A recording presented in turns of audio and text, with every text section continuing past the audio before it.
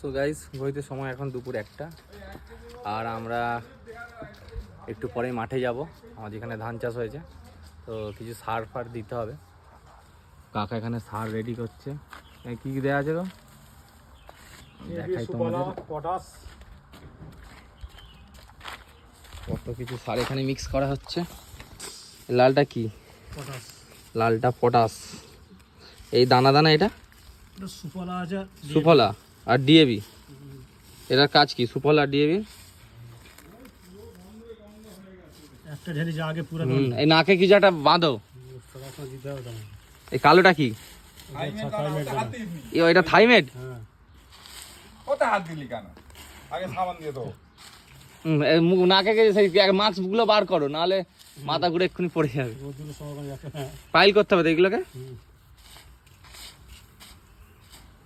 তো ধান চাষ করতে গেলে এই কটা দিতে হয়। আর দিতে হবে না, ওই এগুলো কথা থাকলে এই বাইরে পড়ে আছে এদিকে। বাবা কি গন্ধ বেরিয়েছে। এই পারে বাইরে আছে প্লাস্টিক। হাতে কিছু একটা করে দিয়ে দাও। স্প্রে মেশিনটা হ্যাঁ, ওই তো। চলো একটু পরে মাঠে গিয়ে দেখা হবে, যখন এইগুলো মাঠে ছড়াতে যাব, মানে জলাতে। ব্লেড দাও, এটা কাটি। ওটা কি আছে? এটা ফাইনাল থাইমের দানা এই দুটোতে ছিল, এই কালোগুলো, তাই তো? এই ধাইয়া বাবা ফাইনাল তো। ডেঞ্জার, খেলেই মরণ মৃত্যু একদম।